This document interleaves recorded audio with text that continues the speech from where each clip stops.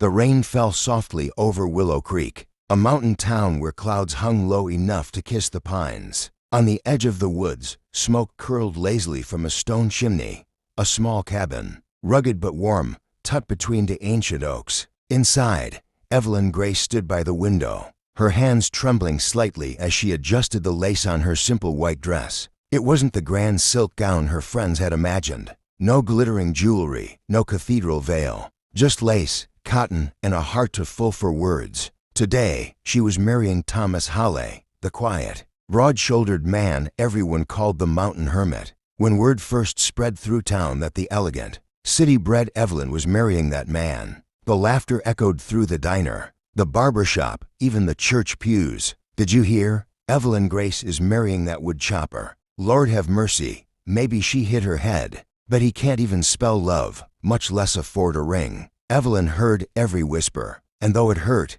she stood tall, because beneath the calluses and the silence, she saw something in Thomas, something real, something that spoke to the raw, unvarnished truth she'd been chasing her whole life. He'd proposed on a foggy morning, by the river that wound through the valley. No fancy words, just a small wooden box carved by his hands, holding a ring of polished stone and silver. "I don't have much," he'd said, voice quiet as the stream, "but I'll spend every day trying to give you everything I can make with these two hands." And Evelyn had smiled through tears. "That's all I'll ever need." Now, the day had come. Outside, the narrow dirt road to the cabin filled with car engines and laughter, the sound of the curious and the cruel who came not out of love, but to see a spectacle. City guests in fine coats stepped out of shiny sedans, looking around with thin smiles. They saw the cabin, the smoke, the mud, and snickered behind their hands. "Charming,"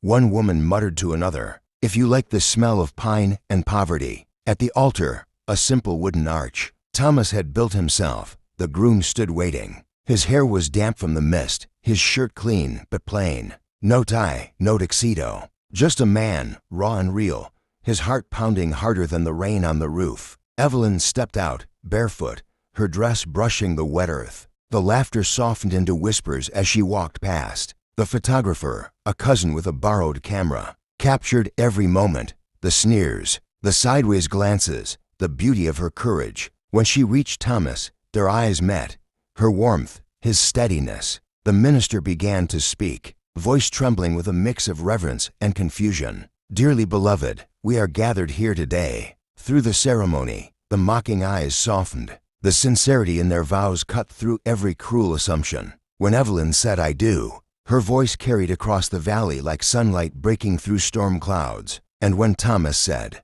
it back, every whisper seemed to fade. The reception that followed was humble, wooden tables under lantern light, pies baked by Evelyn's mother, and a guitar playing an old mountain tune. Yet even here, the mockery crept in. One man, Evelyn's old suitor, Gregory Wells, heir to a local business empire, lifted his glass and smirked. To the bride and her rustic prince, he said loudly, earning chuckles, "May your chickens lay gold and your outhouse never freeze." A few laughed. Evelyn lowered her gaze, but Thomas didn't flinch. He simply met Gregory's eyes with a calm that silenced the laughter. "I don't need gold," Thomas said evenly. "I've already got the rarest thing in the world." "And what's that?" Gregory sneered. "A woman who can see worth where others see dirt." The room went still. For a heartbeat, even the wind paused. Then the old guitar player, a friend of Thomas's late father, began strumming again, and conversation drifted to safer ground.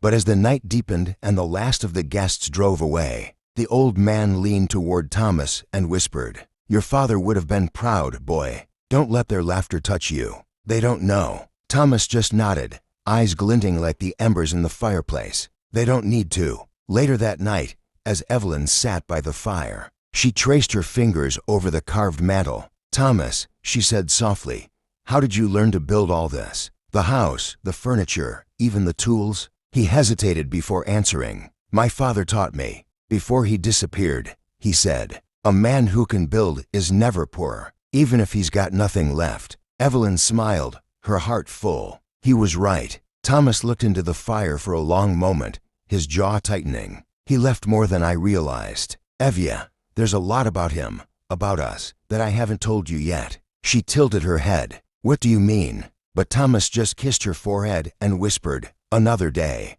Tonight, I just want to remember us here, before the world changes." Outside, the rain turned to snow, dusting the mountaintops with white. The old guitar's melody drifted faintly through the valley, carried by the wind like a blessing. Days turned into doubt. A week after the wedding, Evelyn returned to the small town for errands. The laughter hadn't stopped. At the cafe, women whispered behind coffee cups, "Guess she's living off berries now. Heard he doesn't even have running water." She traded champagne for creek water, poor dear. Evelyn ignored them, bought flour and candles, and left with her head high. But inside, their words stung. Could love alone really build a life? When she got home, she found Thomas out in the woods, kneeling beside a fallen oak. His axe lay nearby, but he wasn't chopping. He was uncovering something beneath the roots. "What are you doing?" she asked, curious. He brushed away the dirt, revealing an old metal chest. "Something I buried years ago," he said,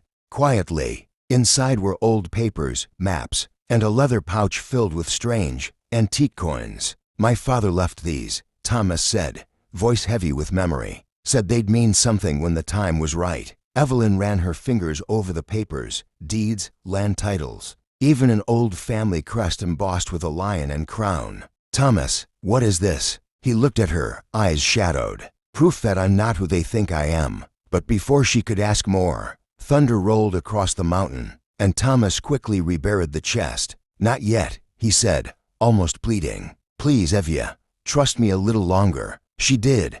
But that night, as she lay beside him, her mind churned with questions. What secret was he hiding? Why had he been so afraid to tell her? And what did that crest mean? Snow had blanketed Willow Creek in a hush so deep that even the birds seemed to listen. The cabin stood like a memory carved into the hillside, smoke twisting through the pale morning air. Evelyn awoke to the sound of Thomas splitting wood outside, rhythmic, steady, unhurried. But there was something different in him now. Since that night with the buried chest, he had grown quieter, almost watchful, as if the forest itself held its breath around him. She wrapped herself in his old flannel shirt and stepped out onto the porch. The sun was trying to fight through the fog, turning the frost into glitter. "You're up early," she said softly. Thomas leaned on his axe. "Couldn't sleep." She hesitated. "You've been out here before dawn 3 nights in a row. You're not just cutting wood, are you?" He didn't answer. Instead, he handed her a folded piece of parchment, worn, yellowed at the edges. The same crest she'd seen before, the lion and the crown, was pressed into the corner in faded gold. "What is this?" she asked. "My father's will," he said quietly, "and the reason I left the city years ago." Evelyn unfolded it carefully. Her eyes skimmed the old-fashioned handwriting. "To my son, Thomas Halley, the true heir of the Halley estate and all its holdings, both known and hidden." She stopped, breath catching. "The Halley estate? The one everyone talks about in New York? The one that vanished after the scandal?" He nodded once. "That's the one." Evelyn's knees nearly gave out. "You mean, you're that Halley? The heir they said disappeared after his father died?" Thomas looked toward the mountain peaks. "They said I ran, but I didn't. I walked away." The weight of truth. Inside, the fire crackled softly as Evelyn listened. Thomas told her everything. How his father had built an empire in mining and land, how corruption and greed had eaten it from within, and how the family fortune had been hidden away before it could be stolen. "When my father died," Thomas said, "I wanted nothing to do with it. The people he trusted betrayed him, lawyers, partners, even relatives. I came here because I wanted peace, not power." Evelyn looked at him, her heart torn, between awe and disbelief. "And the fortune?" He smiled faintly. "Buried in plain sight, somewhere under these mountains. He left clues, maps, letters, that chest we found. But I never cared to look." Evelyn sat back, stunned. The man the world mocked as a poor woodsman was heir to a legacy worth millions. Yet he had chosen simplicity over splendor. She reached for his hand. "Why didn't you tell me?" "Because I wanted you to love me for me," he said. "Not for what the world once said I owned." Her eyes softened. "I married the man who builds with his hands and listens to the wind, Thomas. That's never going to change." The visitor from the city. 3 days later, a black car appeared on the winding road. its tires slicing through the snow. It stopped at the edge of the clearing, gleaming like an omen. From it stepped a man in a gray coat and polished boots, Gregory Wells, the same suitor who had toasted mockingly at their wedding. Thomas came out of the workshop, wiping his hands on a rag. "You're a long way from your wine cellar, Wells." Gregory smiled thinly. "Still living like a lumberjack, I see. How quaint." His gaze flicked to Evelyn. "Mrs. Hawley, you look radiant. I hope this rustic exile hasn't dulled your sparkle." Evelyn crossed her arms. "What do you want, Gregory?" He stepped closer, lowering his voice. A friendly warning. Word's getting around that the lost Hawley heir isn't so lost after all. Some of your old family's associates are sniffing around. They think you've got something. Papers, maybe a map. Thomas's jaw tightened. "I don't." Gregory smirked. "Then they'll assume your pretty wife does. Be careful, old friend. Some fortunes are better left buried."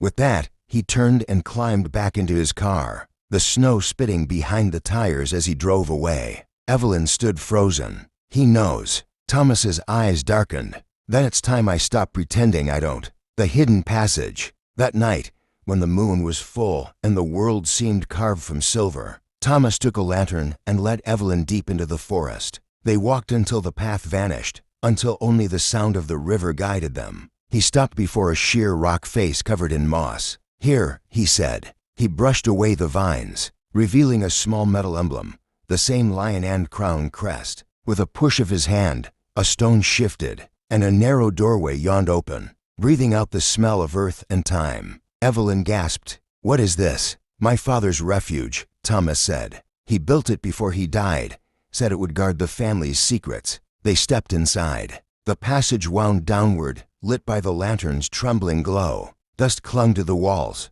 Old crates and ledgers lined the shelves. At the end of the tunnel stood a heavy iron door. Thomas turned a wheel lock, and it groaned open to reveal a chamber filled with wooden chests, stacks of documents, and velvet-trapped bundles. Evelyn stared. "Is this the fortune?" Thomas lifted one of the bundles and unrolled it. Inside glittered bars of gold, each stamped with the Hawley crest. Part of it, enough to buy the whole valley twice over. Her breath shuddered out. "Thomas, why haven't you?" "Because I was afraid," he said quietly. "Afraid that if I touched it, I'd become like them, greedy, ruthless, hollow." He set the gold back and looked at her. "But maybe now it's time to use it for something better." Evelyn's heart swelled. "Then let's rebuild, not the empire, but this town. The people who laughed at us, maybe they just never knew kindness." Thomas smiled, the first true smile she'd seen in weeks. "That's why I married you. You see hope where others see ghosts."